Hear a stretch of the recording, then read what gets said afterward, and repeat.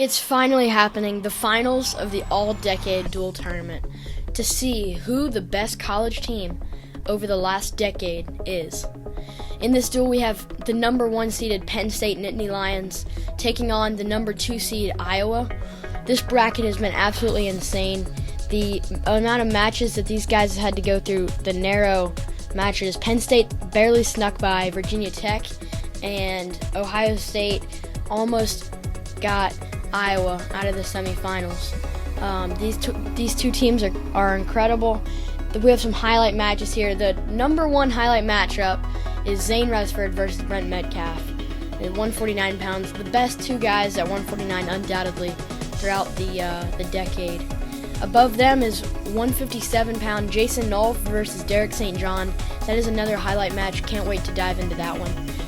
We have 2 high school teammate matches. Nico Megaludis and Spencer Lee, both from Franklin Regional High School. And 165, you got David Taylor and Alex Marinelli, both from St. Paris Graham. This has some insane matchups. We're going to have some great guests on. David Taylor is going to represent the Nittany Lions. And hope you guys tune in. It's going to be incredible. Let's let it roll.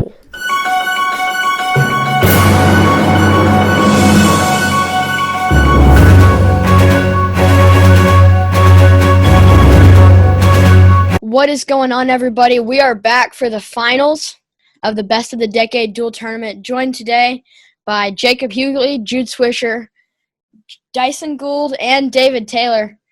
I'm pumped for this interview. Jacob, how's it going today? I'm doing good, man. How about you? I'm doing great. Ready to get going with this. I'm excited. This has been we've been hyped for this for such a long time. We've been doing this dual tournament for what, 3 weeks, 4 weeks? Too long. It's time to let's get it done. I'm excited for this final. Coach David Taylor, how are you today? I'm doing good, guys. Fantastic. And Dyson, you? Doing well. Ready for a Hawks win. Oh, dear. I hate to disappoint you. Already talking Because crap. the Nittany Lions are going to come out of this. I'm 100% certain. Wow. It's going to be awesome. All right. Well, let's go ahead and put it up on the board, just so that we have it. Let me find my all-decade duels PowerPoint. But let's just kick it off and start by talking about, what exactly happened up to this point, how we got here. Can you guys see my duels up here? Yeah, we can see it. Okay. So if it'll ever load. Yeah, like I said, let's just go ahead and start off by how we got here. We ended up with the number 1 Penn State Nittany Lions versus the number 2 Iowa Hawkeyes. I think most people probably thought it was going to be that way. I think the only other team that really had a shot at the finals probably would have been Ohio State, because they really did have a stacked lineup. But Penn State kind of ran through the competition on the way to the finals. They took a 30-0 win over Lehigh. Got kind of tripped up by Virginia Tech, but I'm still winning by 9 points. CP's landmine had a lot to do with that being closer than we thought it would be. And then in the semifinals, they took out Wisconsin. That was red hot after a couple of huge upset wins, but they took them out pretty easily, 32-9. On the other side, we had the Hawkeyes beating Arizona State in the first round 24-6, and then beating Missouri 21-15 before their big matchup with Ohio State, where they ended up edging out the Buckeyes 22-17 in an awesome duel. But That's fantastic. We're down to the end. We got the finals. It's Iowa. It's Penn State, and I'm ready to get into it. How about you guys? Dude, I am so excited. This is going to be an awesome duel. It's going to be very fun. So, All right.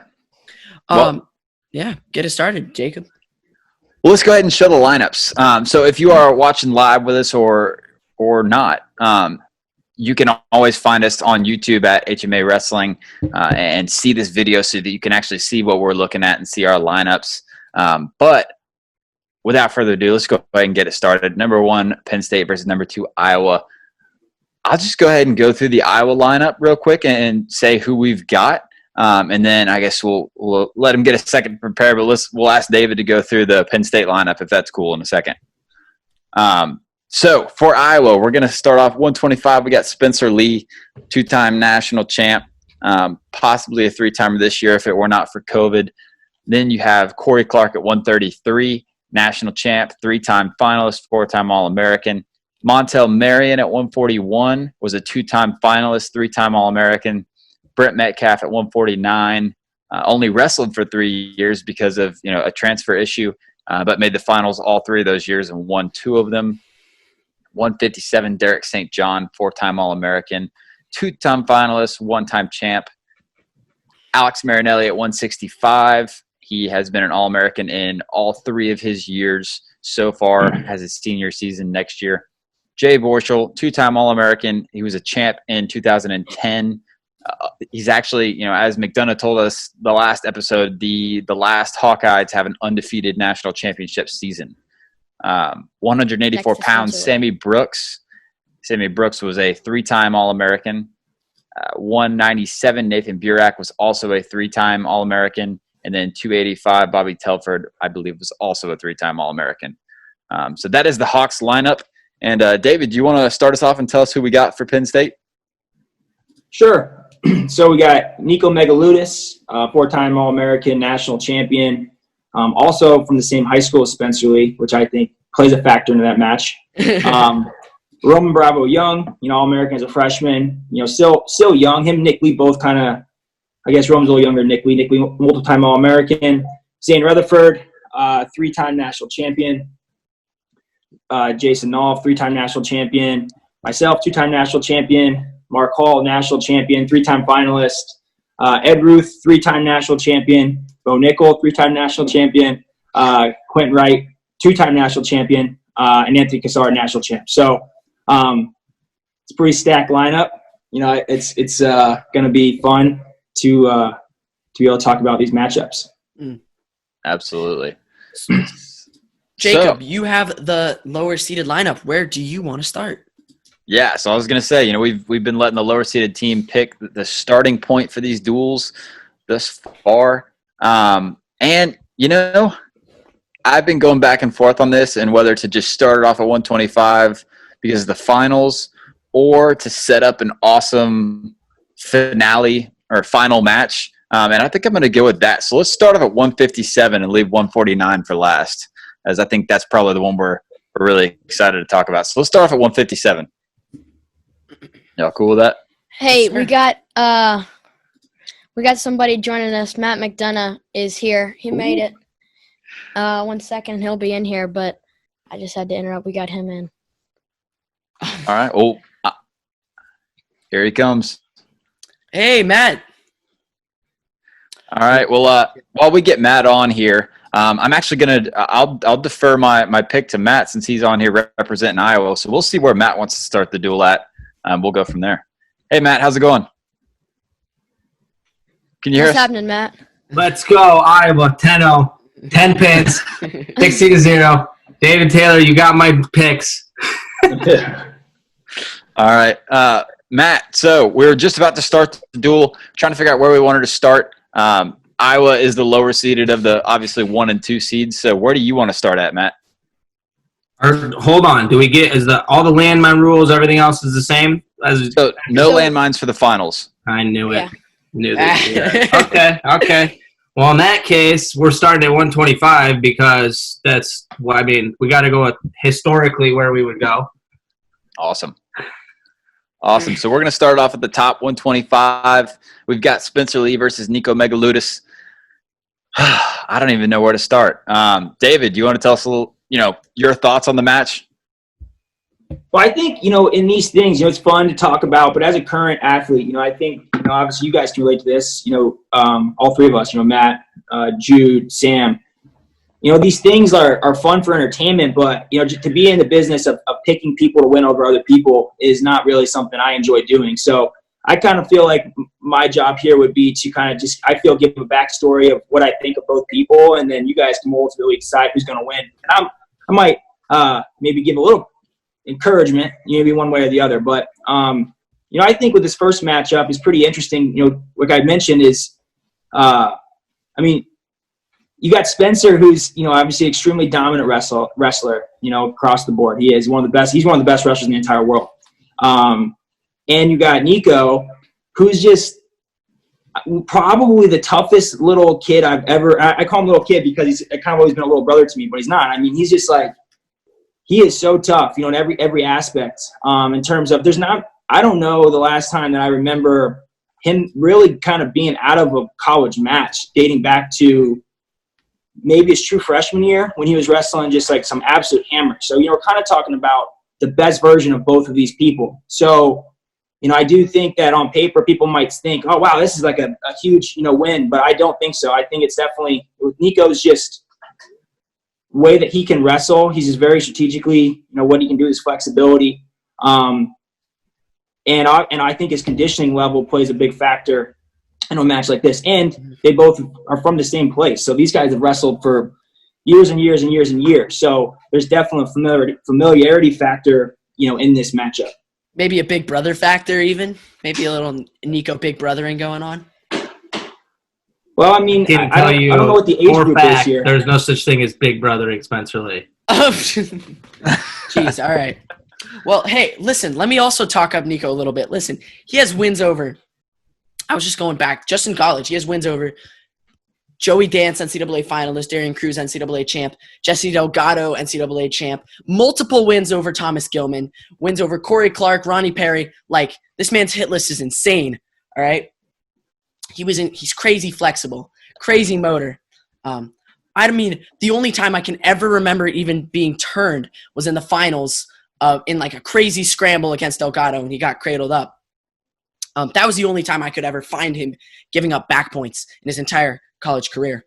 I don't think he would be barred by Spencer, and I don't think he would be, I don't think he would be dumped by Spencer. I think while Spencer's offense is good, I think Nico's defense is better. Also, listen, Spencer's best win this year was like Devin Schroeder. All right, that was his best win in this peak Spencer Lee year that you guys love so much. Whereas, Nico's best year, he beat Thomas Gilman, right? World silver medalist. Not a big deal, but I would argue that his biggest win was Piccinini this year, who he majored. But did he? I was looking. I could not. The Iowa-Oklahoma State duel. Give me one second. That was definitely his best win. Yeah, Mm-hmm. Was not Devin Schroeder. Right, but still, like Thomas Gilman and Nick Piccinini are on two different levels, entirely different levels. Man, I think I'm gonna pick Nico in this match. To be completely honest, I think Nico I think he matches up really well against Spencer. I think he has the accolades, he has the drive, he has the motor. He has, like David said, he's never really been out of a match in college. And Spencer, if you can make it to the third period with Spencer, you statistically have the best chance to win. So I'm picking Nico Megaludis here in this match. All right, Matt, what do you think? I think this is no question Spencer Lee's match. No question? No question. Yeah, no question. No question. I've wrestled them both. The man is Nico Megaludis is a national I've wrestled them both. Do you want me to sub in myself and bump Spencer up? Because then everyone knows the answer to the question on that one. I'm 4-0 against him. I think Spencer Lee, no question. I was debating bonus points or not, but I think given what David said, and my experience wrestling Nico, I know how dangerous Spencer is, but I just, when you're talking about really high matchups, it gets more and more difficult to get bonus. And there's some people that are able to be bonused, and some people that just mentality-wise they don't let it happen. So I think Spencer for sure, biased or not, I think that's definitely my pick. I don't think bonus. I was debating whether I'd say bonus, but I think it would be a decision. He wins the scrambles. Spencer does. Top and bottom. Obviously, he's got an advantage on top, but I don't think either of them ride each other out. And that's that. That's my pick. Why do you think Spencer would win the scrambles? Because he's a better scrambler. I mean, This is an easy one for me to pick because I've wrestled them both. Right. I I hope they meet internationally, then it can get settled that way. They probably will. They've wrestled many times in workouts, but everybody knows workouts, that's not under the lights. But from my perspective, it's not a question to me. Yeah.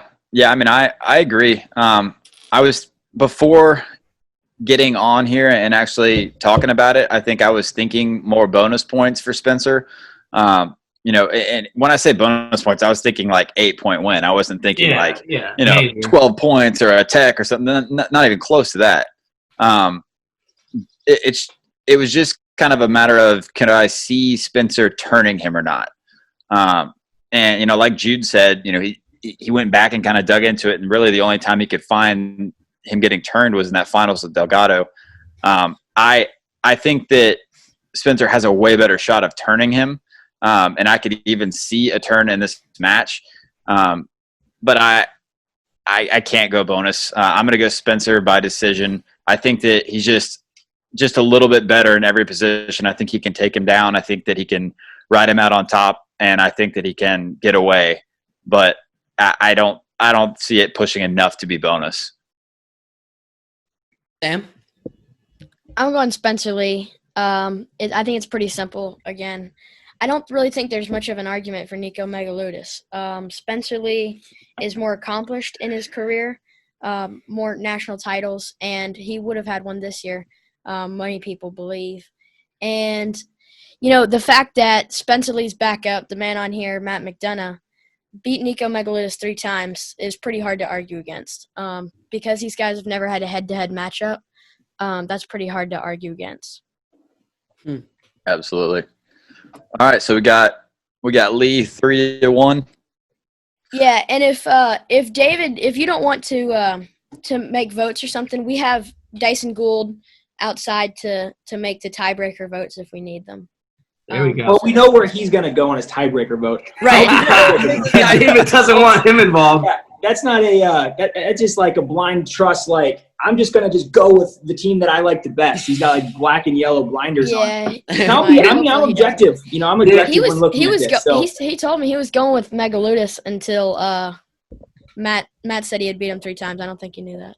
Interesting. So I think I would be interested in a tiebreaker vote. I think but I do think you guys have a pretty good – I think that regardless, this match is very close. Like, Nico, just knowing how – knowing both these guys – and I know Nico much better than I know Spencer. But, I know Spencer on the way that he competes. He's like an unbelievable competitor. And like I said, I do truly believe that he right now currently is one of the best wrestlers in the entire world at 57 kilos. So, Nico – is the same. So I think, but in college wrestling is different than freestyle wrestling for sure. I think it definitely is. There's a different athlete to be required to be a great college wrestler and to be a great freestyle wrestler. For sure. But in terms of college wrestling, Nico, he was just. Outside his true freshman year, and even that year, he still had a great year. Made it to, obviously making it to the national finals. He just was a guy that was a gamer, and he was like. He would literally have his arm absolutely ripped off of his body before he was, like, getting turned. So I think that one way or the other, that match is extremely close. Like, in the third period, within a point or 2 points, just because of both how the competitors are. And I think it's a credit to both guys that it would be a really tough match. And is this match in Rec Hall? Oh, maybe. Neutral site. It's a neutral site, like the national duels. Neutral site. Okay. So I don't know. Who cares? Otherwise, it's different. Carver factor, a tough place baby. to wrestle, and Carver is also a tough place to wrestle. So I think that does have some influence on some of these matches. When you're talking about might sway it. Bonus points and crowd involvement. That definitely plays a little factor because when you're wrestling in a place, I think I've wrestling in both places, and Matt's wrestling in both places. Carver is a little bit bigger. More people, obviously, but it has this and Rec Hall has this same thing. Rec Hall has been, traditionally a lot of people have struggled wrestling in there because it's heavy. Like when you walk into that either room, when you walk out, you are on the mat, and it's just like a heavy feeling. So no matter if you're in the best shape, you're the best shape athlete, or you're the better athlete, or you're maybe there can be a gap in separation. So I think that definitely plays a big factor in college wrestling. Home I guess home mat advantage. Yeah, Yep. right. It's crazy. At 174, if it was in Rec Hall, I would feel really, really confident picking Mark Hall. And if it was in Carver, I would feel really, really confident picking Jay Borschell. Well, that's why we have to just assume it's in a back alley. Otherwise, or you pick based on where you want it to be. I'm up for all that. David, what would you say, before we move on, what would you say Nico's greatest asset was? Is it, flexibility, tenacity, what? Stinginess. It's hard to score points on, man. Yeah, he was pretty relentless, but yeah, I just think the biggest thing, I think you said stinginess, is like he would literally be okay ripping off his leg, like gnawing it off, then he would be, okay getting a takedown. And one of the things that made him really, really tough to ride is he was so flexible, and he did this like short sit thing, and then he uses like real flexible arms, and you get escapes, and it was really, really, really hard for people to ride him. The only people that really could ride him were guys that dropped down to his ankle, which is, that's not obviously how a guy who's trying to score points is going to try and ride somebody. So yeah, he was just like, it's hard to explain, like being around for so long, but I would say stinginess is probably a really good aspect, just like gritty and tough. Yeah. I think. Hey, David, did they tell you when Logan came on what he did?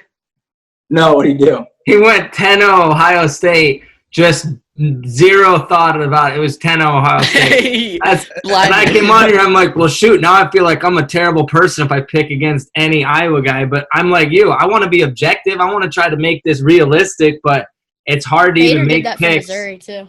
Granted, I'm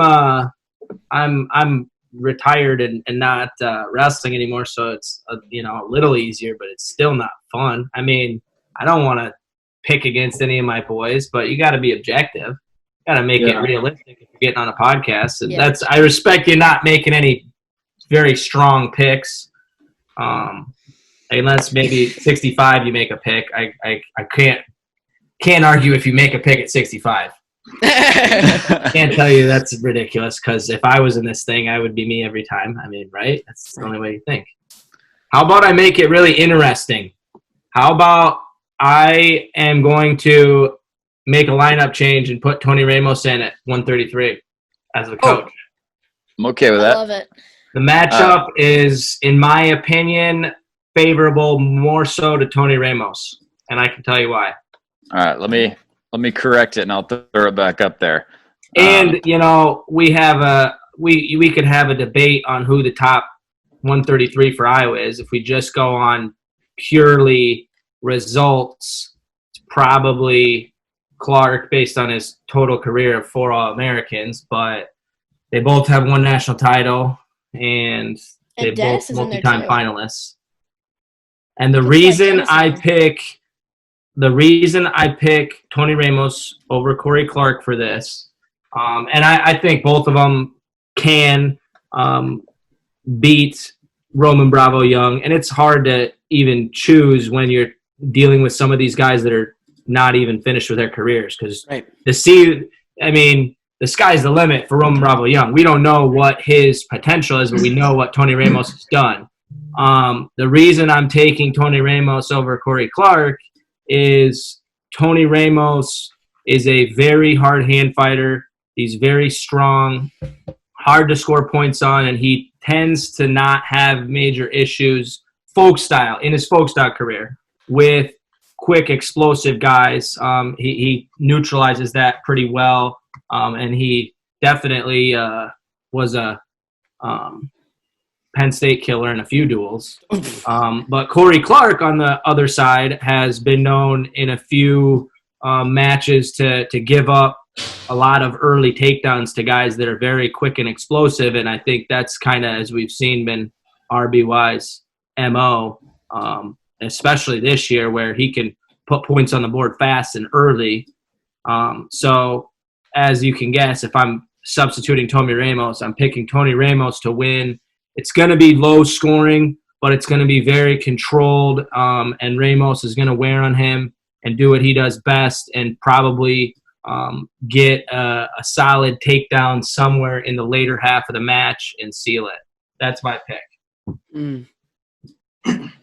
Yeah, I'm going to agree. I think that just looking at peak careers as of this moment, I really do think it favors Ramos. And one 2-point match. I think the athleticism of Roman Bravo Young is unreal. And I think if we talk about this match in two years down the road, it might be a different conversation. It might be a different pick for me. But right at this very second, I'm going to go Ramos in a close one. Really close, gritty match. The thing I love about Roman Bravo Young is that he took himself from being a 8th place finisher, by all accounts, like pretty much sneaking in the backside. He took out Philippi in a real good match in the blood rounds, and he fit 8th. And then he took in 1 year to in a competition for a national title, right? Arguably had as good a shot as any of the 4 guys there, and definitely could have won it. And so that for me is really cool to see the progression of Roman Bravo Young from freshman to sophomore year. Is he a redshirt freshman currently? No, or redshirt sophomore. He didn't No, he's redshirt. true. He did not redshirt. Yeah, he got thrown out right away. Wow. Yep. Yeah. I think, it's interesting in this match. I think that the Tony Ramos sub is interesting. For Tony, I've grown up wrestling literally against Tony since we were 10 years old. Camps, tournaments, I've known him for a long, long time. I think he really grew as a wrestler. I think, he was a good wrestler, and then in high school he made a big jump. And then in college, he kind of was the Iowa, guy. And I thought Matt was. And I thought the Brent, when Brent left, then Matt was. And then when Matt was done, then Tony was. So Tony, I think, in terms of a dual meet, is a really important person because of his personality and the way that he kind of represented their program. He was very tactical in the way that he wrestled. Obviously, it was tough to score on strong. You can tell that. But for Roman, I've been very vocal about being the number 1 on the Roman Bravo Young fan club bus, and he hasn't even been able to reach his potential of what he is. I think he doesn't even understand how good he is yet, and he's learning that every single day. Coming from Arizona, where the talent pool isn't as strong, and I think he was unbelievable talent then. Got here, wrestled as a true freshman. 8th place in that bracket last year was no joke. That bracket was brutal, and this year was no different. But I don't know. I'd be interesting. Does Tony beat DeSanto?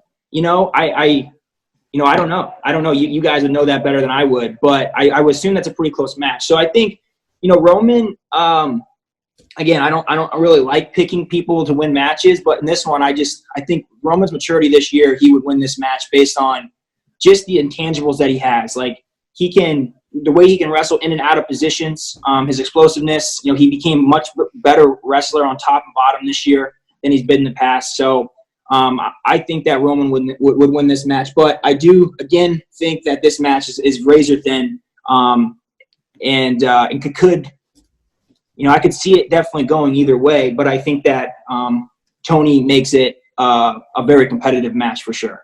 Right, and also back to the whole maturity of his wrestling development. He was able to wrestle really close matches this year, especially against Seth Gross and Austin DeSanto, and he's able to win those close matches too. And he can go out with a really great game plan and execute it. Especially against Austin DeSanto, I guess, is the closest thing that we're gonna have to a Tony Ramos like figure. So that's what I'm comparing him to. And Roman had a game plan. He's able to execute, able to wrestle really close matches and not lose his head. He's able to stay in the hand fight without being overwhelmed by the hand fight. So I'll go Roman Bravo Young in this match. I'll take him over Tony Ramos. Man, I don't know. I don't like this matchup for Roman Bravo Young at all. I think if it was Corey Clark, I really think I was taking Roman Bravo Young. He looked so good this year, but the matchup in Tony Ramos is a terrible one for him. He did not wrestle a guy like that all year. DeSanto is wide open and gives up points so easily. Gross is a long, lanky guy who's scramble and a much different wrestler from Ramos. Rivera is athletic and Roman Bravo young type guy. He hasn't gotten to feel like Tony Ramos at all, and I think it's an awful matchup for him. I'm gonna have to go Tony Ramos, and yeah, that's the vote. I definitely think that this one. I think RBY is kind of hindered by where he's at in his career right now. For this one, for maybe me and Sam, just if we look back after 4 years of RBY, I could definitely see it going a different way. But that's why these are fantasy duels. They're just this. Yeah. It's hard to take a guy that's in a lineup like Spencer Lee, who's still got a year left, and Roman Bravo Young, who's got 2 years left, and pick, and even Nick Lee, pick how they're at Marinelli. I mean, who knows what Marinelli does next year? The pick based on only what they have so far, but that's the name of the game, what we're doing. So we got to pick on what they've done so far. We can't predict what they're going to do in the future. Yeah. All right. Well, let's jump down to 141. So far, the Hawks take the first 2, so we're a 6-0 right now. Obviously, not going to stay that way. But 141, Nick Lee, Montel, Marion. This is a really interesting matchup, and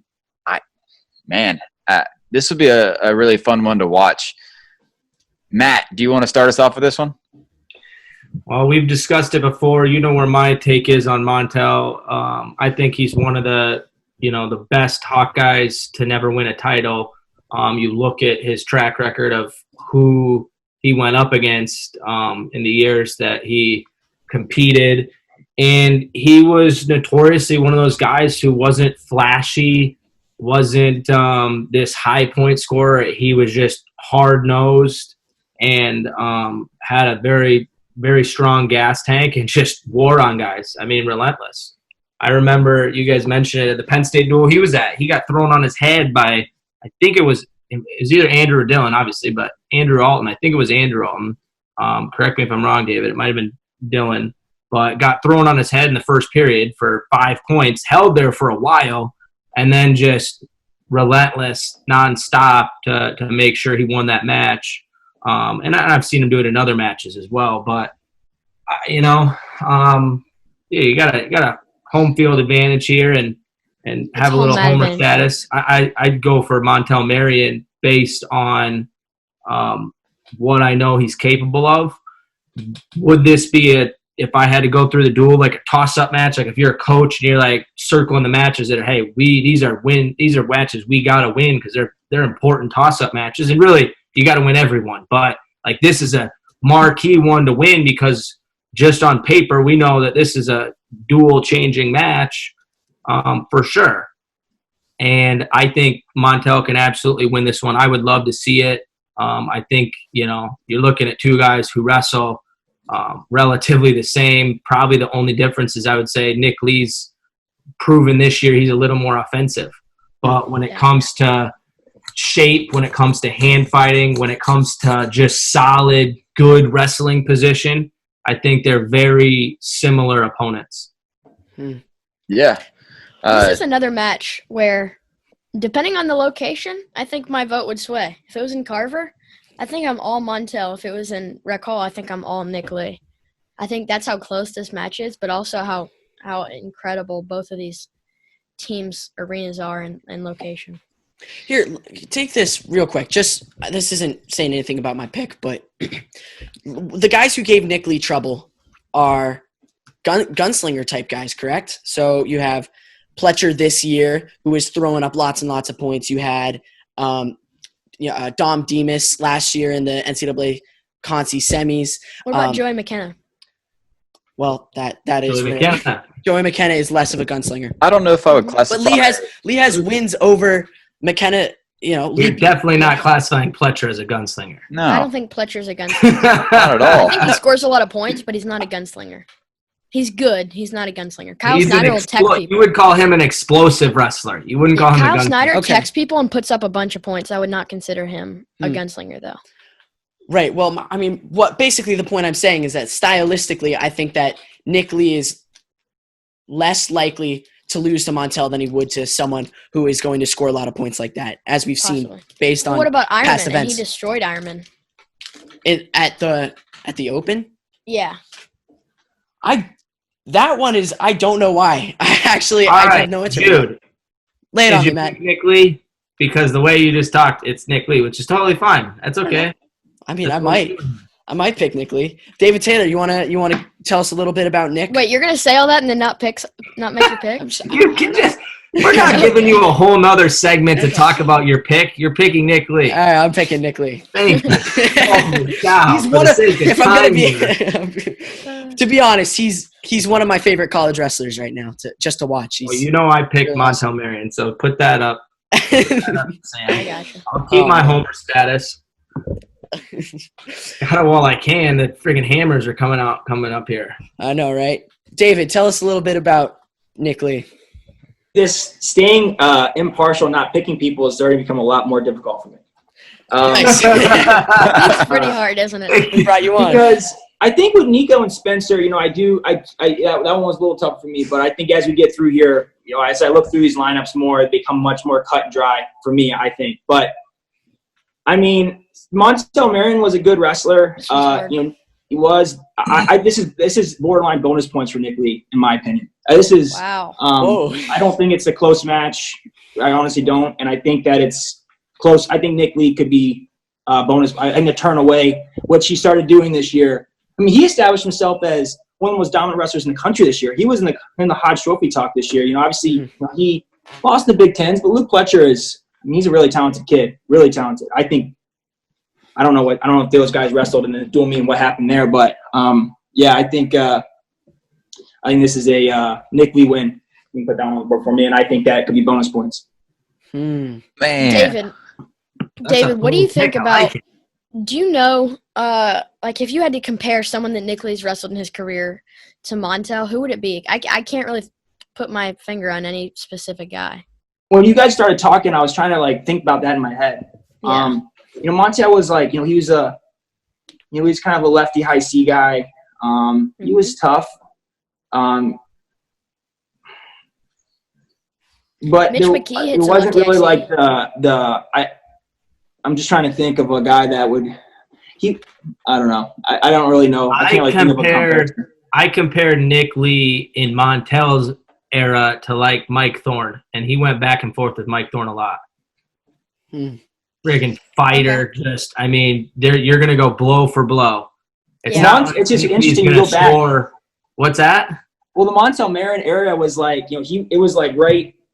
He ended as I was getting started, So he wrestled, a freshman Dake. He wrestled Kellen Russell a lot. He wrestled Jimmy Kennedy. Yep. He wrestled Mike Thorne. He wrestled Kendrick Maple. I mean, you keep going over and over. He wrestled a lot of good guys, and none of them were oh man, this guy is way outmatched. And that's where I think it definitely would be a dogfight. That's where I don't think there's any bonus, and I'm of course going to pick Montel Marion because if it's a toss-up, I'm taking my guy. So this is the biggest, I think, in something like this. Not to cut you off, Matt. Sorry, but I think college wrestling has changed from what it was then, what it was when we were in college, and what it is now. I think the tough, the good, the elite wrestlers are proving now that they're elite more. Right? I think there was a time when, man, everyone was tough, and they all kind of there was no separation. I remember watching that as a kid. Man, that's what Kale was so special to me is he was the best, and he wrestled like he was the best. But a lot of every match was there were some guys you watch you're like, why is this guy winning 5-2? He's so much better than this, And I think when we started going, and I think the best guys started really wrestling to that effect because in order to be able to win those postseason awards and things, you had to do that. You couldn't just be undefeated 30-0 and have 30 decisions because you kind of got lost in the shuffle. And I think that's where the separation as you start really now moving forward to the rest of this lineup is, these guys are all tough wrestlers, but you're talking about this is an era of guys that, wrestled to score a lot of points. They weren't wrestling to just win matches. They were wrestling to score a lot of points. And I think that these are two eras. Brent Metcalf next, so I would say he doesn't exactly fit into that mold. No, he's not. But I'm saying, as you start going, I think moving forward towards the end of this lineup. Yeah, and Kale didn't fit into that mold either, but it did kind of transition. That's fair. There's always going to be outliers in in every situation. I mean, we're going a team that's won 1 national title in the last decade to a team that's won 9, 8, yeah. 8. I don't even 8 or remember. 9, yeah. 8. So- All right, 8. So you think about that, and I mean, there's going to be some freaking hammers on one team. Right. relative to the other. Both teams, Matt. Both teams. All right, Jacob, so what you got? Let's update. We got 2 for Lee, 1 for Marion right now. Me and 2 Sam for have the- yet oh, yeah, to vote. Sorry. I Go ahead. like you guys are saying. I mean, well, with the exception of David, I think everybody's kind of talked about how close it would be, and I feel the same way. I feel like it'd be a really good match, and it would be a 1-point match either way. I look at some of the competition that Marion had over his years and how Jake close those Kennedy. matches were. And I'm staring at the brackets right now, and I think the decider for me, like how close this match is in my head, I think I'm going to go with, how they performed at the national tournament. And obviously, I'm not even talking about the 2-time, finals from Marion, more of how the matches went. And, looking at them, Marion was at the national tournament 3 times. And his first try, he got second, and he lost to Kyle Dake in the finals, which is obviously one of the best of all time. It was a 7-3 match, so it wasn't too incredibly close, but, it's closer than a lot of people have been with Dake. 2011, he got 4th, but he lost in the semifinals in tiebreakers, ultimate tiebreakers with Kellen Russell, who won the championship that year. Yeah. And then 2012, he met Kellen Russell in the finals and lost in overtime on a takedown. So just how close he is with all of those greats. And we're literally talking about a dude that's a couple points away from being a 2 or 3-time national champ. And so I got to go with Montel here, just out of respect for how great he performed at those NCAA tournaments. So Would back you on my point a second ago, Yeah, right? go But that era of guys, right? Kellen Russell he was a guy that, he could have won by more points, but to the comparison of the 1-point loss, overtime, that was every one of Kellen's matches, no matter if it was Montel, Marion, or whoever else that it was. So that's where my separation factor is I'm saying, I just think that era of guys, they all wrestled those close matches.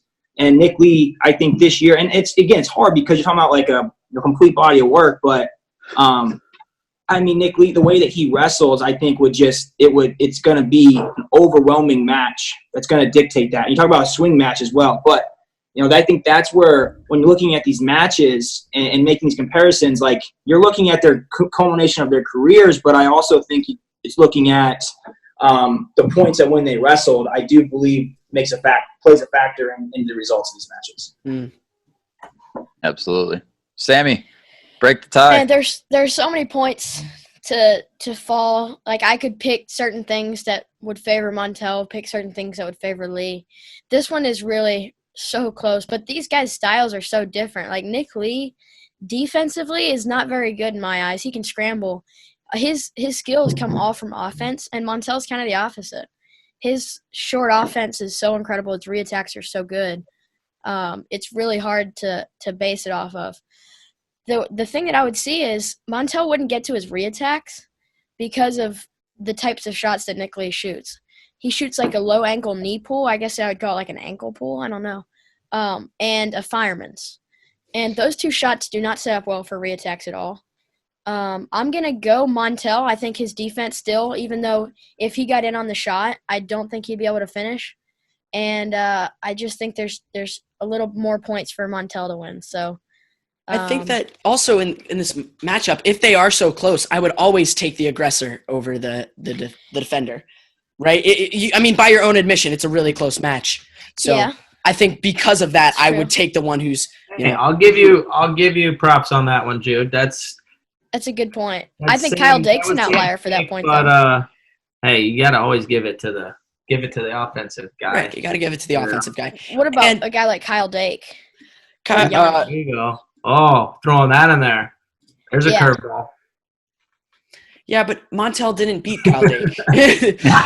So No, I know, but like in that point, that's so a like different. Yanni That's a red versus herring, Zain. Sam Herring. We got to stay on this. We got to stay on this All topic. right, all It's not a right. red herring. It's on the same point. Let's go to the. We could spend the next 30 minutes discussing this one. I think everyone they could spend the whole podcast. Let's go to this one. Oh no. Yep. So 149. heading into 149, possibly the biggest duel or the biggest match of the duel. We got 9-0 Hawks right now. Man, I know this one has been talked about across all kinds of different platforms for wrestling. FRL talked about it for basically a whole show. So I'm interested to hear all of you guys' thoughts on this one. But Zain, Retherford, Brent, Metcalfe. Wow. I don't even know where to start. David, do you want to start us off with this one? I'm so frustrated about the last match. Yeah, me too. I don't understand Sam's logic. He said he's a counter wrestler. He doesn't think he's going to get a counter shot, but then pick Montel Marion. Like, if you're a counter wrestler and you can't get a counter shot, how are you going to score any points? Well, I don't think it's just off of counter offense. I think it's also the short offense that he has in the front headlock position. I think he beats him with his hips. This is getting frustrating. We're about to get some better. I was trying to make points for both guys. That was where I was coming from. Is trying to make Sam, you made better points for Nick Lee. You made better points for Nick Lee. David, just feel blessed that they took out the landmines, because my first on here 2 duels ago, they landmined and had Daniel Lewis pin Jay Borschell the first match of the duel, and I didn't even know what was going on. And all of a sudden, I don't get to pick anything. Daniel Lewis just pins Jay Borschell. Like, come on. That was also Sam, I'd like to point out. Oh, you gotta love the theoreticalness of it. Yeah. The suspension of disbelief. What's Whatever you want to say. Brett Metcalfe. I think we got down to the right 2 teams. Okay, so at least we did that. Yeah. We could have had Wisconsin in the finals. Yeah. Oh my gosh. Your boy Gross tried to run the table. Yeah. He's all right, Matt, what do you see for this one? I want to hear David. I don't know what I think. This is I think it's tough. Just in terms of these guys and the way they wrestle, Brent was just generational in the way that he wrestled, which was cool. It's cool to see that, to see a guy that truly believed that he was better than everybody else, and the way that he wrestled to truly dominate and break his opponents. That was an enjoyable thing to watch when I was a kid, because it was the outlier. And that's where I believe, that is something that is, but it set the tone for, again, this next generation of guys, which we're getting into, now starting with Zain really, and going through this next, the rest of this slide on the Penn State side of this lineup. So, I would say Brent's probably been like a motivational, factor for a lot of wrestlers, and the way that he wrestled during that time. But where the difference is in this matchup is just it's mat wrestling. And I think the closest comparison that I can get to this match would be, Brent and Lance Palmer, and Lance's leg riding and how that played a factor. And I think that Zain, as a complete wrestler, around, as a scrambler, on his offense and on the mat, I do think that is the difference maker here. Zain, he was so dominant. I don't know if Zain would get a turn, but I do think that riding time would play a difference. And I think, looking back, I don't know how many close matches Metcalfe had, and I think, Zain would be able to match his tenacity, every step of the way. If, Brent threw a hard club, Zain was throwing one right back and he could match it for the entire match. And I think that was where a lot of people melted during Metcalfe's era. So that would be kind of my analysis here, would be, the leg riding, top wrestling of Zain, and just being able to match, really, I think I talked pretty highly of Brent. I believe that highly, I think when I think of him, but obviously I equally think of that as Zain, and I think mat wrestling is the difference factor. Yeah, and I was there behind you. I was going to go off of this, Sam. David, when I was looking at this match and deciding who to pick, I looked at the 3 positions, and I believe that Zain is pretty evenly matched with Metcalfe on their feet. We can all, from our just seeing, they were both really tough hand fighters, both had great offense, and they both never really got ridden. But I do think the outlier is Zain is considerably better on his on top. And so if you're looking at these three positions where they're so close, I'm going to go with Zain because of his top prowess. Again, like I said, I don't know if he would turn him. Riding time is definitely a factor. I almost feel like this match is them wrestling themselves. I feel like Zain and Brent are almost in neutral especially, are almost the exact same wrestler. Obviously, there are a lot of differences, especially now Zane's adapted so much. He's got a lot more offense lower down on the legs. But in college, Zain and Metcalfe wrestled so much alike, except maybe on the mat. Brent was a classic Iowa, we'll ride you out, we'll do what it takes, we'll mat return you a million times.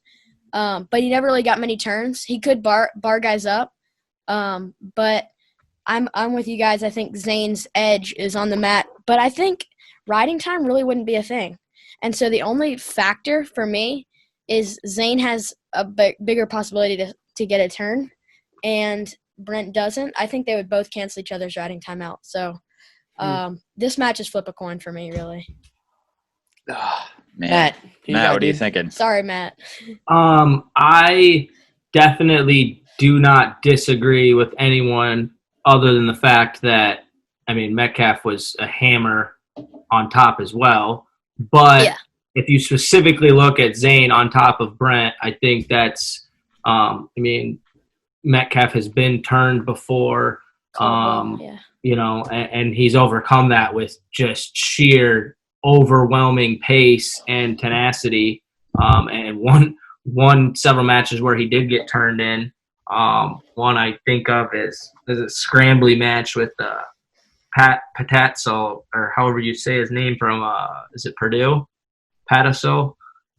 He won the match, but you know, I think the difference for me, and again, this is one of those where we could all make strong cases either way, based on their body of work. But I think Brent is much better on the feet, personally. Just based on what I've seen, I think his left-handed high crotch is incredible. He's made a lot of success. Obviously, not at the world championships, but on the international stage from his wrestling on his feet. And I think in the right, you know, in the match going the right way for Brent, he's taking Zain down, and there's not a lot of time spent underneath. So I'm going to take Metcalfe, but this is one of those where, being an Iowa homer, really, it's one of those picks where I would just like to see the match in their prime. You can't do it now, but in both their primes, I would just like to see the match, because frankly, who knows? I mean, they're both so mentally tough, and so brutal to their opponents. I mean, Metcalfe had, I want to say he had 20 pins in a year. The year he didn't win the national title, that's when he got like 19 or 20 pins, and That's crazy. I witnessed it. I was a red shirt that year, and I just witnessed him. He just grabbed dudes and ripped their arms off. I mean, they would be combination of exhausted and not wanting to be injured. Do you guys agree that Zane's a techer, Brent's a pinner? I don't know about that. Zain had a lot of pins too. When I think about Zain Retherford, I think about him pinning people in bow and arrows. One thing I was going to ask was, who are, outside of Logan Stever, who are Zane's best wins in college? I know he's had some awesome wins already internationally, but who are some of his best wins? He really, to be honest, I think a lot of guys dodged him and moved weights. Because you look at Metcalfe, that dude wrestled some freaking studs. Yeah, he won the best weight class of all time, right? Wasn't that 2008? Yeah, and so if you take out a lot of those guys, you know, you just add in more bonus points, more bonus point victories. But it's, I mean, no matter what the answer is, both of these guys are phenoms. So you got Brent Calf? I got Brent Calf. Oh, man. Jacob. I love that nickname. I'll be right back. I have to use the restroom quick. I'll be right back. All right. This one's so hard for me. I think I've gone all kinds of different ways. Like before getting on the show, I was just Metcalfe's going to win. Getting on the show, listening to David talk about that match with Palmer, how the decider, or it really played a factor. Palmer's ability to ride on top and that leg riding, I think that really does sway it in Zane's favor. And then when we were just at the end thinking about the guys that they wrestled, I do agree that Metcalfe wrestled kind of better competition maybe. But what I'm thinking back to is like a specific match. I was thinking Zain and Sorensen, and Zain did kind of whoop up on Sorensen I think one time. But they were pretty close also. And if you ask me Metcalfe or Sorensen, I'm going Metcalfe. This is a crazy match. I'm going to go Zane because I just feel like when I visualize the match, I can see a takedown for each guy. But at the end of the day, I think that Zane can get a riding time point, and even I'm not going to say would, but I think there's definitely a possibility of a turn there for Zane. I just think there's more avenues to a victory for Zane. So I'm going to go Zane. But, man, I'm with all of you guys. I'd love to see that one. If there's one match in the history that I could see that we haven't seen, that'd probably be it. Be up there. But yeah, so I guess I got Zane. We'll move on. 157. Real quick, Nolf. don't move on yet. Dyson Gould. What do you think? Just real quick. Wow, you really put me on the spot. Yeah. Well, it's like you guys have been saying. I agree with all the points you guys.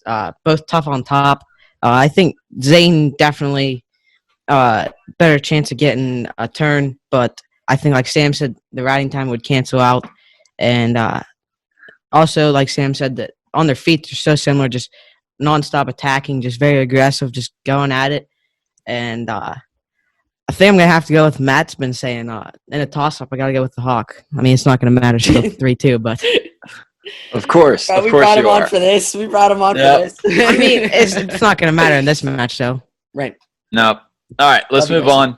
157. Yeah, let's step on it. We've been doing this for an hour now, and it's we're like four weights in. Yeah, Jason Nolf versus Derek St. John. One of the many battles of national champs in this duel. All right. I mean, David, you've wrestled both of them, right? Yeah. Wrestling room. Derek was tough. He was one of the toughest guys I think I wrestled in college because, he at that time, he did understand kind of how to extend scrambles. He was had really strong hips. So early in my career when I wrestled him, I just shot so much and I get stuck under his hips. We wrestled 3 times my freshman year, and I majored him in the dual meet at Penn State, but then the next 2 matches were decisions. But he was tough. I just think that Jason would win this match by decision. I think Derek again was really tough, and I think he probably, based on just the era that he was in, he probably would have been more accomplished because he was a really good wrestler. But he wrestled some really tough guys. But Jason's just one of those guys. He's a complete package wrestler across the board. It could definitely be bonus points, but he was really tough too, bonus. So I think probably, you're talking about 6-7 point win right on the borderline. Yeah. I guess, before we get into our picks, Matt, how do you see it? I've tried to be a homer, but I'm also very objective. So riding that line like David is not easy. But I think he pretty much said it best. St. John is like Nico without the flexibility, just stingy. I mean, he's always going to keep himself in every match he's ever wrestling in. Hard-nosed, but you look at the skill set of Jason Nolf and what he's able to do, and it's probably a close decision for Nolf. It's first one. that, they're both national champs. Nolf's obviously a 3-timer. He's got a much bigger credentials. The only thing that would, as a Hawkeye, that would make me think otherwise is the Hidley match, and anybody could reference that for anything. Is another stingy guy, not going to score on him easy, and he's going to keep himself in the match. But I just see this matchup going Nolf's way. Yeah, Agreed. I think I it's will all been agree said. with that. Jason Nolf. Yep. It's one of those that we're kind of getting into for Penn State, where it's just a generational guy versus, and also amazing wrestler, but it's got to be Nolf here. Sam, are you going the same way? Yes or no? I mean, people do forget. I'm pretty sure St. John has multiple wins over Daringer. That's not an easy win. That's a young Daringer, but multiple wins. And like David said, some of the guys he went up against throughout his career were incredible. Right. But just, really digging into this one, it's hard. I mean, is it possible? Yes, of course. Any of these are possible. And this one, certainly it's possible, but in all likelihood, you look at Jason Nolf's collegiate career, very close to unblemished. Yeah. I don't think bonus points here, but I think that it's a pretty handled win. I don't know, 4-2, 5-2, something like that. But let's go ahead and keep moving on. I'm going to go step out real quick. I got to run to the bathroom, but I'll be right back. Nice. And Dyson should be here in a second. 165 pounds, we've got our man David Taylor versus Alex Marinelli. And interesting enough, Jude, we have David in the lineup here, but we didn't originally, Jude. So tell us what happened there. I don't know. You want me to tell it? Are you sure? I'll tell it. I don't know if David's heard this or not, but when we originally did this, we assigned different teams to different people and kind of went through and made our team so that one person didn't have to sit down and look through all this stuff. And Jude sent me his lineup, and I looked at it, and I was like, Jude, are you missing anybody on here? And he's like, I don't know. And I was like, seriously, look at it again. He goes, oh my God. And he had not put you in the lineup. I was like, dude, not only did you leave him out, he's your coach. You see this man regularly. Who did he have in? Vincenzo? Yeah, Vincenzo, and yeah. Oh man. Hey, David, don't be mad at that. I'm looking at a lineup that I'm not even in. It's an accurate assessment. I'm on the backup of this lineup. So for him to just make a mistake and put a multi-time national champ in front of you for a brief moment, I guess is, it wasn't even like official. As bad as it could be. Listen, I thought I had a mental lapse. I was looking at the past 5 years, not the best 10 years. Call me old, Jude? What? Wow, man, I'm just saying. Wow. Chenzo is maybe a little younger, maybe. Jeez. Chenzo does have a sweet inside trip. David, do you have a sweet inside trip? No, that's why this match would be much different than what their matches are. I'm not going upper body. Honestly, that's not what I do. Honestly, we should probably throw in Vincenzo for our entertainment. No. Oh, gosh, no. I do not want to talk Chenzo. That'd be great. But, no, we won't do that because we got to keep it somewhat accurate. I'm going to go ahead and I'm not going to make a judgment on this having David on here. I think that you guys can generate a lot of good points yourselves, but I'm just excited. This is, one of two guys in the Iowa lineup that still has time left to compete, and I'm very close with Marinelli. I love him. So I'm just excited to see what he can do. I think that, again, just pointing out outside of the Vincenzo-Joseph duel this year, you look at his NCAA results, and I don't think those are indicative of how tough he is. But it's also, you could say that about Nick Lee. I don't think his NCAA results or Rome Bravo Young are indicative of that there's still time left. There's a lot of guys who underperform, and then they finally reach that pinnacle, win it, and then they go into international and they have great success. there's guys that don't have any success in college and they get to international and they finally hit their stride. There's guys that have success early in college and then later in college they fall off. So I'm not gonna make a pick either way, but David on here, his resume speaks for himself. I'm just I think that Marinelli is definitely a very, very tough, capable wrestler who's got a lot ahead of him, just like RBY and Nick Lee, and Spencer Lee. So that's my spiel, but I would love to hear what you guys have to say about the matchup specifically. Yeah, and I mean, we're obviously not going to make anybody make picks in this situation, and I think we all know which way this match is going to go. I'm interested. David, do you have any comments on David, who are you picking? Anything? You don't have to pick. Just anything you have about the match. If you don't pick yourself, I'd be upset with you. So these were, this was like, when I was at Penn State, we didn't really have like the hammer lineup up and down. So frequently we go into the break, come out, and we would be down. And it was up to really kind of Ed and myself and Quentin.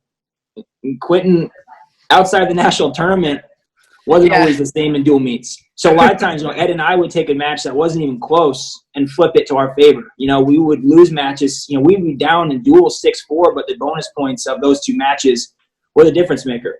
And that would be really the same here. I'm not here to really talk about myself, but history of dual meets in these situations would speak for it, I think. And just the difference makers, mat wrestling here. I'm not an upper body guy. I'm not going to mess around in over-unders and side trips. I'm getting to the leg. I'm getting a takedown. I'm getting tough on top, and I'm going to get turns. And that was what I did my entire career. I think there's maybe only one or two people, maybe three that I didn't turn. So, I think I get a turn here, get a major decision, and we'd be winning this dual meet going into 174. David, does the factor Marinelli is a bald man and so is Cale Sanderson, does that come into play here? Just the lack of hair. I don't know. I don't know how to answer. You wrestled more than one Iowa guy that's pretty stingy to score on, though. Derek St. John isn't the only one. Yeah, I would say you wrestled Evans too. Evans, yeah. I turned Evans to get a major at the Big Tens when we were really close with Iowa to kind of push us over the top. So wasn't there another match though with Evans? We wrestled multiple times. I won maybe one or two decisions and then one major decision. So yeah. So same thing with St. John.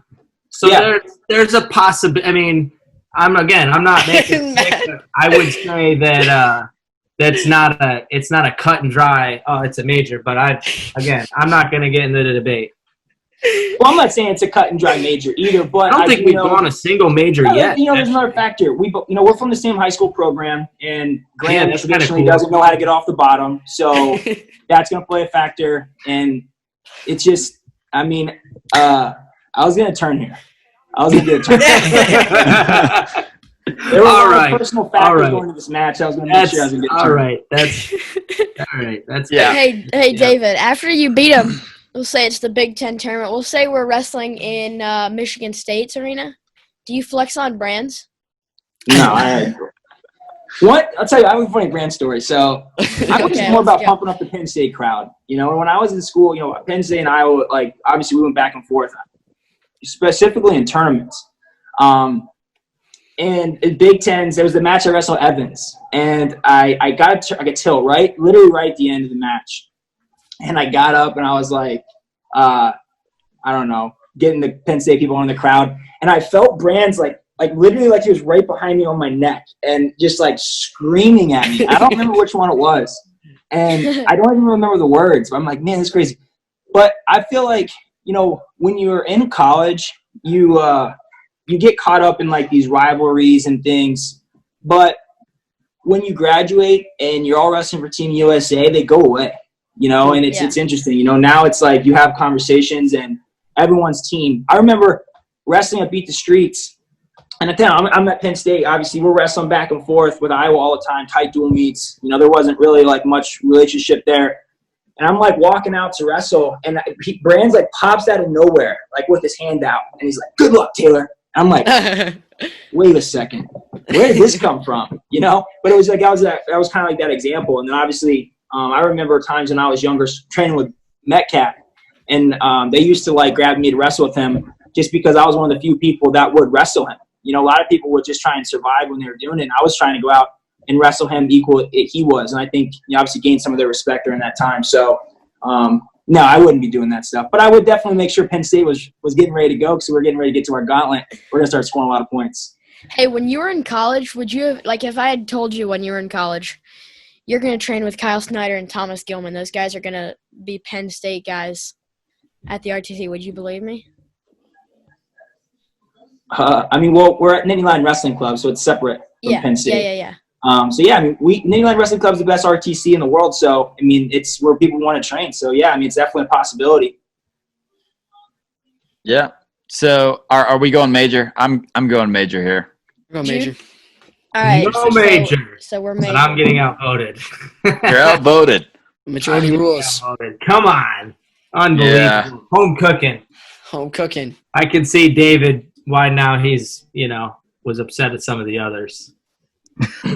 But David's now Penn on State here, takes the so lead. it's kind of hard to really pout too much because he's freaking on here. I mean, what I mean. You sabotaged it. Yeah. So we'll get into 174. Mark Hall versus Jay Borschell. This is another match that'd be hold really up. fun to watch. Nope, we're not. We're not. I was thinking about it, and my buddy Aaron Little texted me, and he's like, Jude, you got to do a lineup switch here. So I'm going Ed 74, Bo 84, Quentin 97. And I have to put the checks back. What? I think that would be our best lineup for this match. How He many hates years my was call. that at 74? It doesn't matter. So hold up. I've said this needed to be the lineup from the first round, Jude. You've ignored me until the finals. But Aaron Little. Didn't Matt? Aaron Little is the one who swayed me. Oh wow. The disrespect on Mark Hall right now. Yeah, don't tell him. He'll get me out in dodgeball. Ed and I. Unbelievable.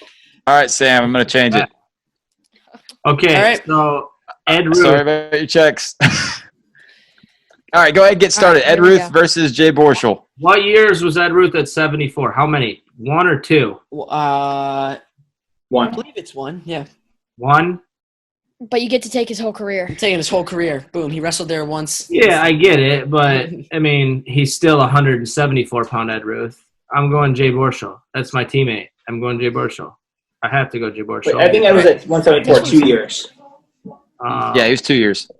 2 years. Because he lost, and I think he beat Amucha Steggy the second year at 174, and then went up to 84 and wrestled the Maryland guy and the Headlock, Shep Talk, that one. Yeah, that was one of them. Ed's sophomore year at 174 was Ed's best year.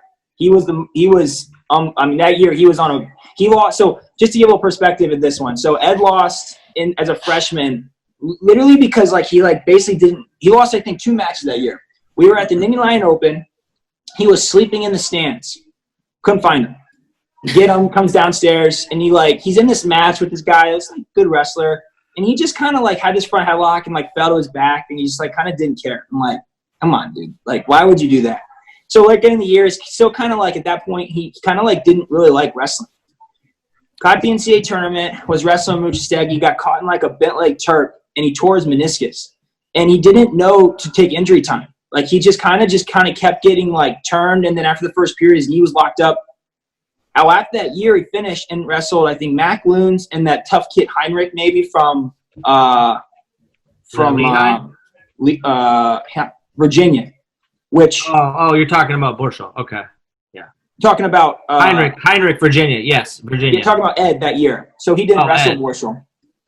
But the only thing he cared about after that, after he came out and got third, was just beating Muchastegi. And that was the most disciplined and hungry Ed probably ever was. So Ed at 174 that year as a sophomore is probably Ed's best version. He was unbelievable that year. So I think and Ed was just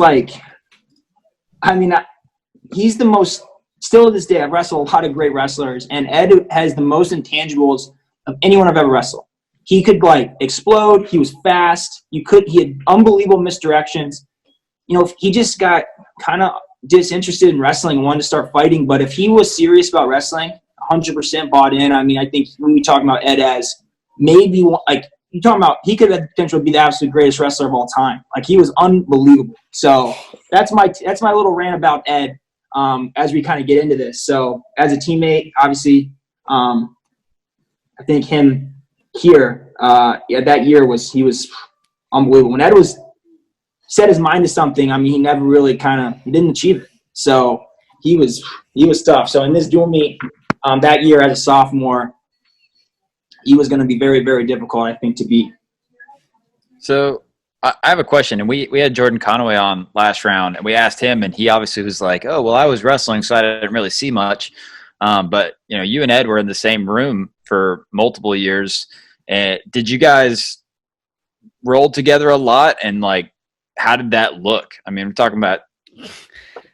So people used to ask that all the time in college, you know, and obviously when you're in the moment and you're competitive, you don't ever want to like say anything. But I mean, it wasn't even close. I mean, Ed beat me pretty handily my entire college career, and just because of how we were. Obviously, weight class was a big difference. 57 and 74, 65 and 84 played obviously a big factor in that. But I mean, he was just like ahead of me. Like in every, I felt my opponents were fearful when I was on bottom. When you were bottom, Ed, you were feared the entire time. Like of his cradles and So when he came in and he was ready to go, just the way he wrestled at that time, he was the next level.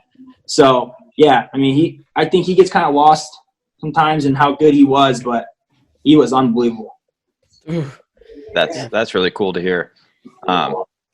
Yes. So we heard a lot about Ed. Matt, Hey, what about the case for real Jay? quick, is that all the checks and everything? Is that all right? The score? I think you're right. I believe so. So far. Okay. Cool. All right, go ahead, Matt. You know, I think I agree with David a lot in an era with a boatload of studs and the media on wrestling exploding.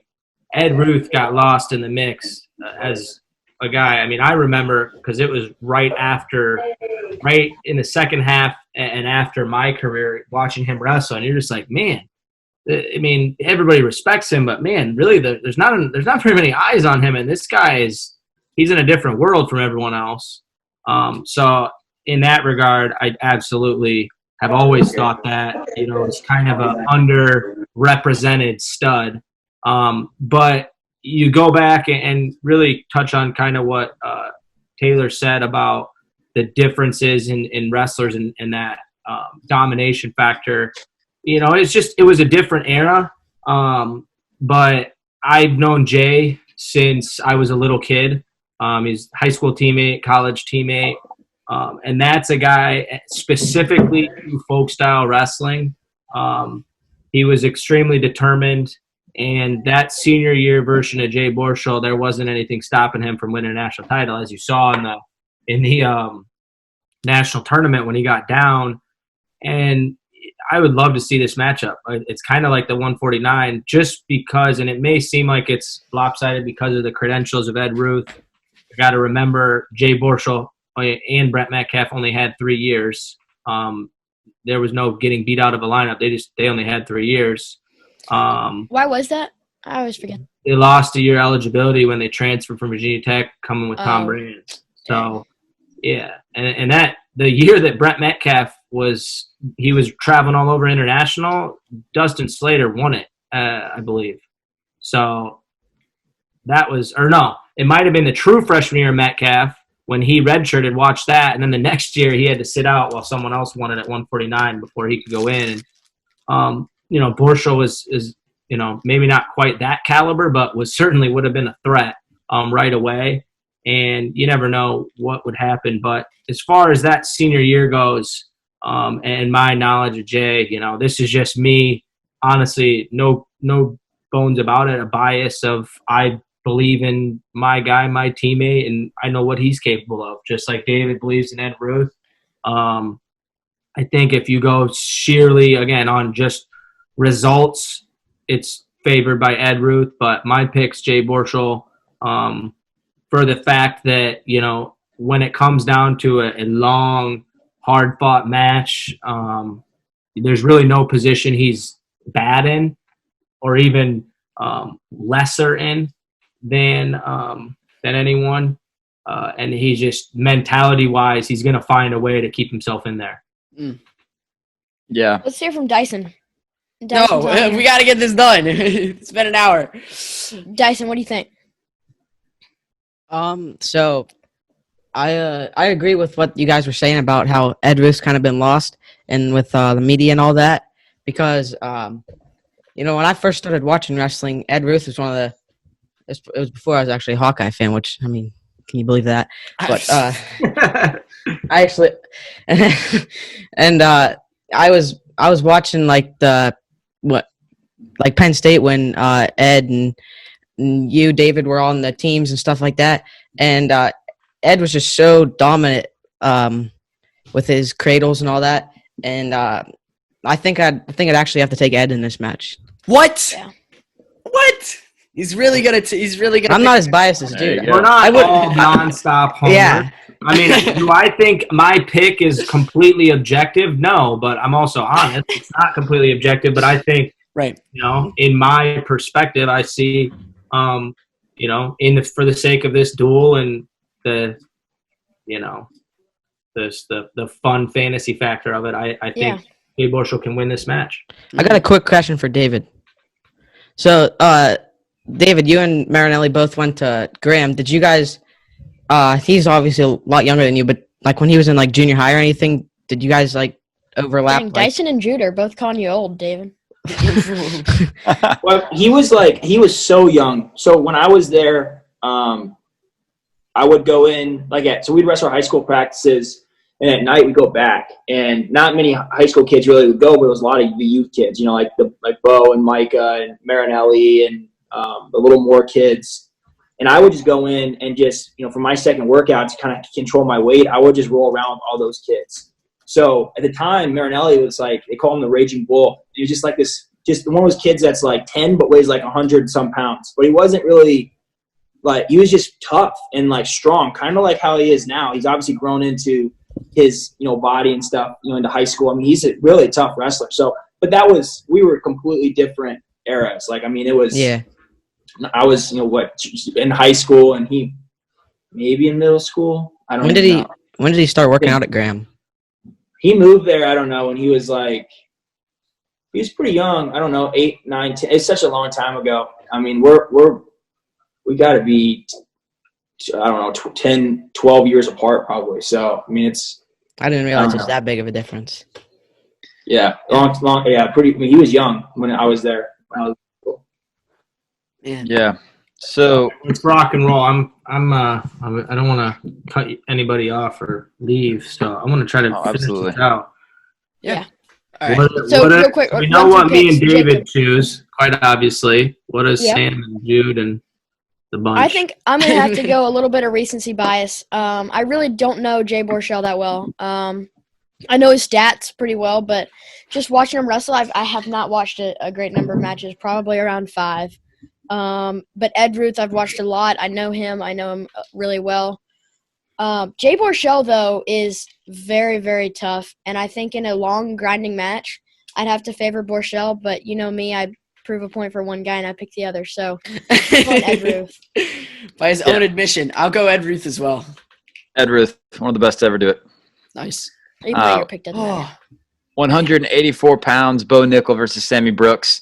I'm making a substitution. Oh, no. No, God. I'm, for the sake of the duel, I'm going Phil Keddy. I got to get him in there. He's a 3-time All-American. All right. He will not be ridden, and Spladled? I'm just going to say that Bo Nickal's not going to throw him because he's a big freaking tree. That's a very, very wide base, and he's not going for a ride. And we know what's happened with Sammy Brooks when they wrestled. I got to be honest, I was waiting for that. There's no Okay. way Why that not? Sammy I mean, Brooks. hey, listen, this is the third duel I've done. I'm having a fun time with it now. Yeah. I was like David the first one, and I was freaking super anxious because I'm was super competitive, and then now you're like, oh, it's fantasy, whatever. You should have, if you saw what I went through the last 2 duels, David. These guys just throwing out random results here and there, and just kind of just picking however they want. You gotta. I'm like, all right, I'll play the game. It's just throwing random substitutions and. But I think this is a good one though. So, how do you spell his last name? Is it Ketty? Keddy. DD. Okay, there we go. That's why. Eddie. I want to make sure I spell it right. His finishes were 4th, 5th, 7th. I don't know if that's right. Totally right. 4th, 5th, 7th.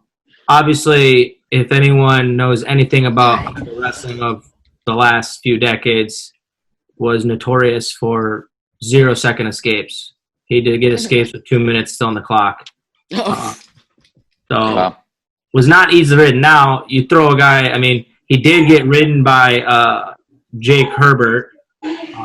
So I mean, he has been ridden, but I don't know if I ever witnessed him getting smoked by just absolutely blown out by anyone. And I'd like to see this matchup. I think it'd be fun. He'd always do double unders. That was what I was thinking about, and I was going to go with the pick that worries me, but a lot different than Sammy Brooks. He wasn't going upper body to throw. He'd go double unders, and he'd walk people to the edge, and everyone in Carver would go beep, beep, beep. It's pretty funny. All right, so I guess Matt just took the Spladle off the table, possibly. That's what I was going for. But I don't know if you can Spladle Phil Keddy. It's like one of those kind of guys. Like it would break something to get it, and to get it is virtually impossible. Nice. But I mean, I don't know if it changes much. I'll let you guys decide that. But why not throw him in there and for fun? Yeah. And if you throw him in there, you're gonna pick him, right? Yeah, I don't actually change anything, but at the very least, there's less bonus happening. Right. I mean, you're talking about the 3-time champ who won the Hodge Trophy, pinned in half the people he wrestled at some point in their career. He threw a little pin on him. So, I mean, it's probably going to go to Bo Nickal, but I'm taking decision. Yeah. I'll follow with Bo Nickal. Well, right? It's all been said. Let's hear David's take. We got Bo Nickal's number 2 on all-time pins list, 1 pin behind Jason Nolf. So what do you think, David? Really? He's 1 pin behind him. David, how many pins did you have? 60 for Jason and 59 for Bo. How many did DT have? I think Zane and I both had 55. Yeah, but then you throw in some more techs, and it was really. No. I only had 6 pins my freshman year, but I think I had double-digit techs. So I didn't start pinning people till a little bit later in my career. But those guys, I mean, Jason and Bo were they were better pinners than I was in college.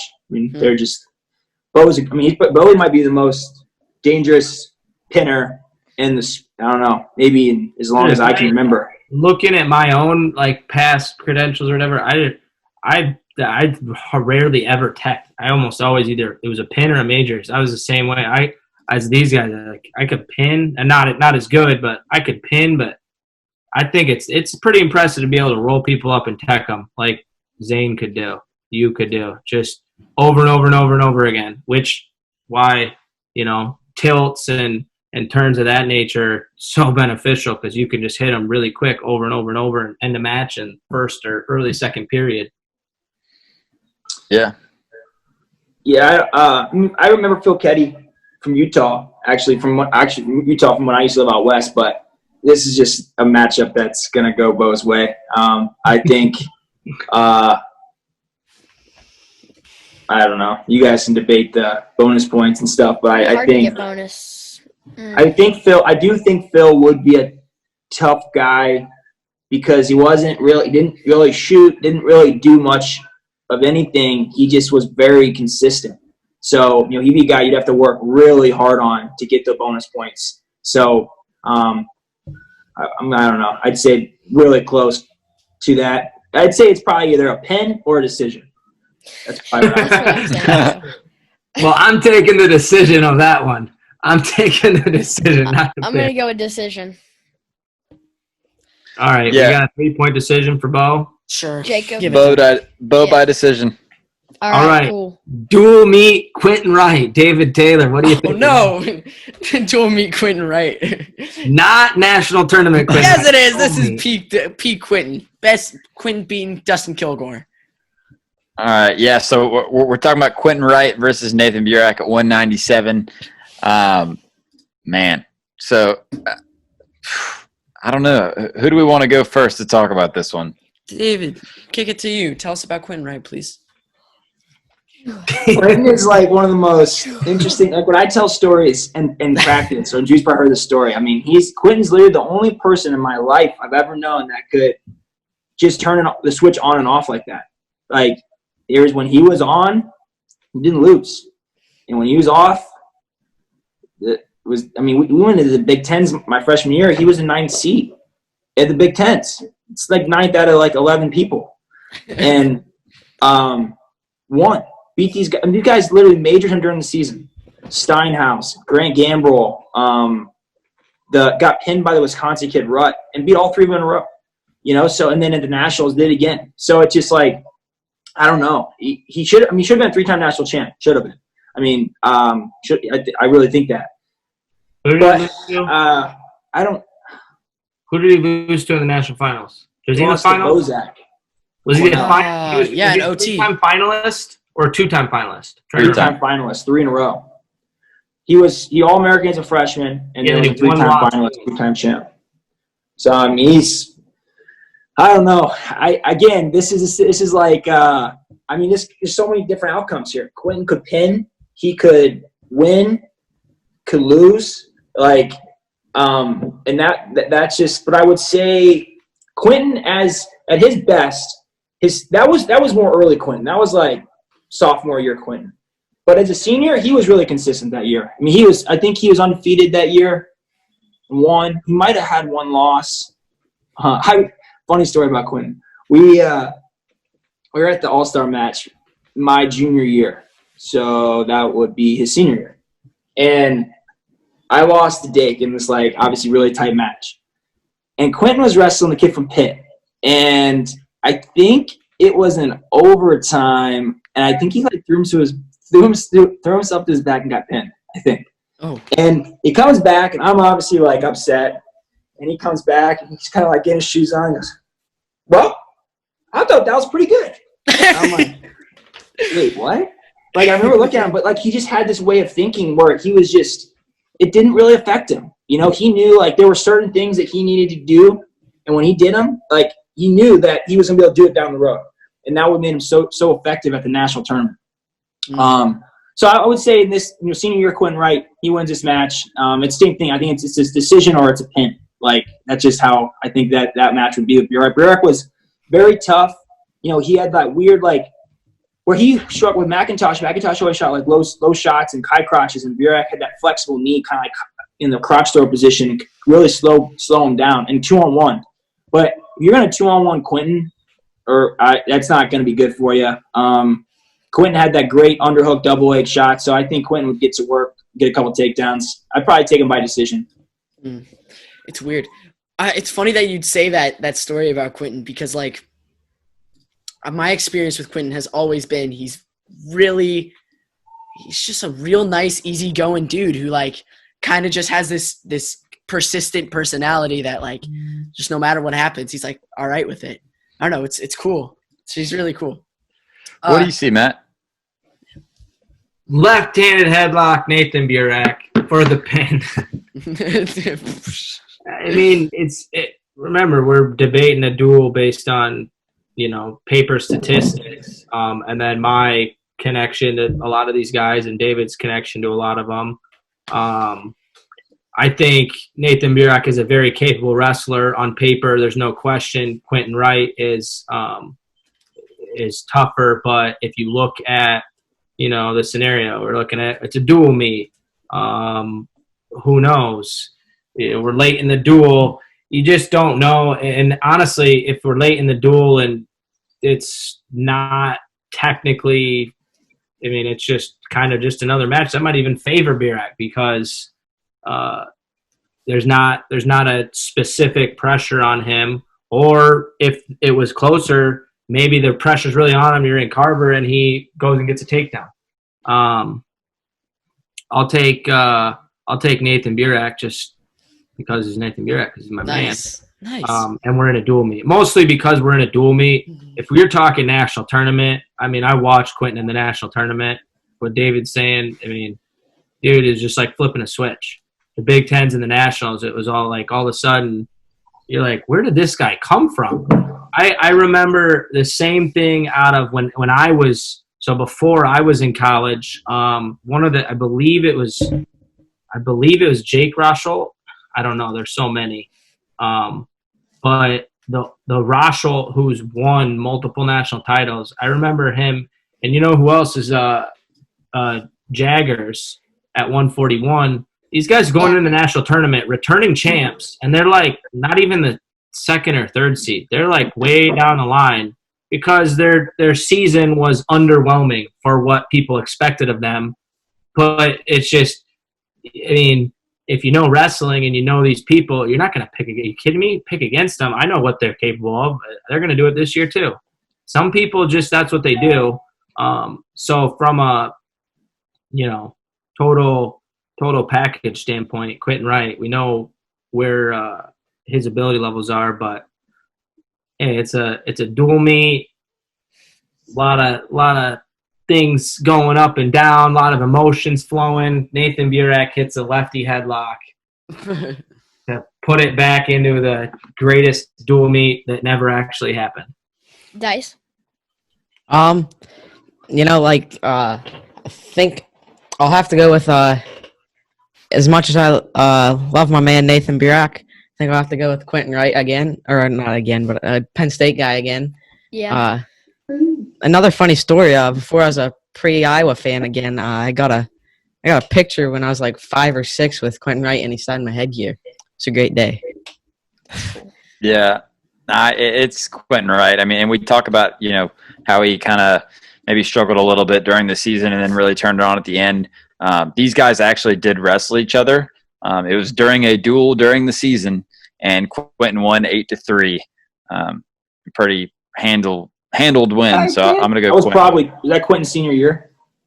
It looks like it. Quentin's senior, Nathan's freshman must have been or something. Huh? Yeah. I should have known that. I didn't know that.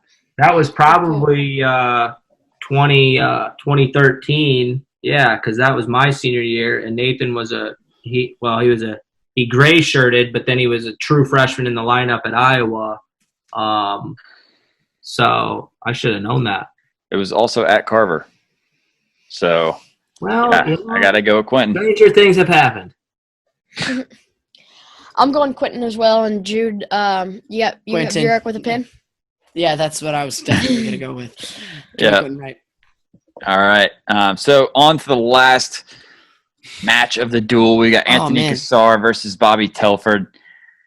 Whew, man. Where do we want to start here? Well, I guess Matt, do you want to start off with Bobby? The big freaking dude, and he had big old bear paws and clubbed everybody he wrestled, and he had a lot of bararms on top. I mean, you're talking about a big body guy going up against Cassar, who you're taking his best year, and man, it's hard to make a statement when he went through Gable Stevenson and Derek White. Did he beat Gable Stevenson in the national tournament last year too? I'm trying to remember. Yeah, the semifinals. Yeah, so you're talking about a guy who beat Gable Stevenson twice in a row, and Derek White at his best. So if you take injuries out of it, it's hard to pick against Cassar. And probably the biggest reason I say that is one of the major competitors of Telford's career was Mike McMillan, McMullen Mhm. from Northwestern. And, I mean, that's a smaller, super athletic, strong for his size heavyweight. And that always gave, him and Telford battled over and over and over. I think Telford beat him once or maybe twice, but that's a guy who's smaller and probably, if I compare him to Cassar, not quite at the level Cassar was last year. So I'm taking Cassar. I don't think it's just being how big he is. There's no way it's a major in my mind. And probably it's not even a high-scoring match. It's probably 1 or 2 takedowns. But I think just from watching him against, firsthand, watching him against Gable, and I was Telford's teammate, so I watched him a lot firsthand too. But just the way he wrestled, he, finds an opening and probably gets a takedown at some point. The only thing I could think of on Iowa side is top and bottom. I'm trying to remember. I don't know if anybody rode out Cassar last year at all. I don't think, and I know Gable doesn't ride. There's not a lot of there wasn't a lot of guys who really put a lot of emphasis on riding at the time. And Telford, he was always huge on that. I mean, Telford would ride guys out for a whole match. So that would be the only thing in my mind that would potentially sway it is Telford putting on a really tough ride and then neutralizing Cassar on the feet. But I'm still just based on what I know, I'm going to go with Cassar in a decision. Yeah. So what are your thoughts, David? Yeah, I think Matt's kind of said it. Telford was really tough heavyweight. He was really. I mean, he wrestled camera weight when I was in college, and he just always was this guy that could just kind of stay in it. And towards we went on some international trips and stuff together. But Cassar is just. I mean, when he really was able to stay healthy for the first time in his career, and he was really tough. I mean, I think Gable is a great heavyweight, and I think Matt have a pretty good analysis of that. So I go with Cassar, couple double legs. Absolutely, and I'm gonna take Cassar as well. Give me Anthony Cassar. Did you guys see that picture on his Instagram of him in like the jungle with like a knife and a gun? Oh, that one. Yeah. How about what's him with the chimp? They got a pet chimp now? Man, it's awesome. I think the real question is, how do I get on that bulk job that Cassar had? Because, man, I got to find that out. But, yeah, I mean, I guess we all got Cassar. So no bonus, right? No, sir. No. Nope. All right. I guess with that. What do we got 22-9. 3 wins. I'm still a little salty about the Metcalfe one, but still that's too much of a. You said you were fine with everything that we said. It's a 50-50. What'd you say? You said it was fine. Yeah, I'm saying like from a competitive standpoint. Let's put it this way: if we flipped the scores, you'd probably hear the same thing from Dave Taylor, being like, "This frickin', I'm just competitive. I want to win even a stupid piece of paper dual meet that never actually happens or will happen." Yeah. But I mean, you're taking a decade. David, you ready for Marinelli? Oh my gosh. You're taking a decade where one team won 11, 12, 13, 14, no 15, 16, 17, 18. Is that right? 19? Mm-hmm. Yeah, I think that's You're taking a decade where one team won 8 and the other team won 1, maybe 2. I mean, you just think about probabilities. There's probably going to be some serious hammers in both lineups, but yeah. No, you're right. I'm excited to see the future, though. That'll be some good battles next year. I mean, we could do a fake dual meet with Penn State's lineup next year and Iowa's lineup next year, and that'd be just as fun. But I won't do that. That would be very fun. I'm not picking guys who are wrestling now. Yeah. Yeah, I'm not gonna debate that too much. But no, this was fun. There's some good teams right there. There's a lot of national titles on that piece of paper right there.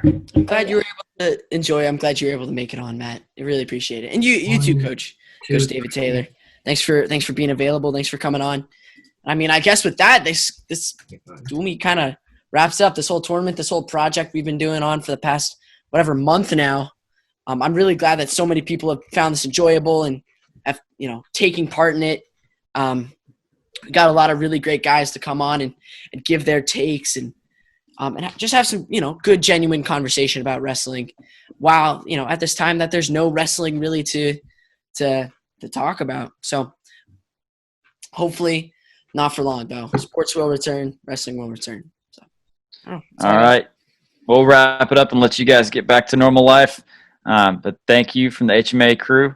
We'll see you next time.